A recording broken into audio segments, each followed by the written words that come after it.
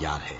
जिन लोगों ने ईमान के बदले कुफ्र खरीदा वो अल्लाह का कुछ नहीं बिगाड़ सकते और उनको दुख देने वाला अजाब होगा।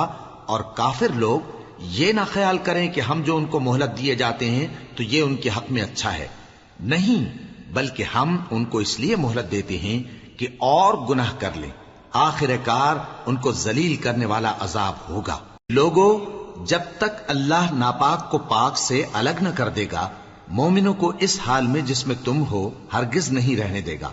और अल्लाह तुमको गैब की बातों से भी मुत्तला नहीं करेगा।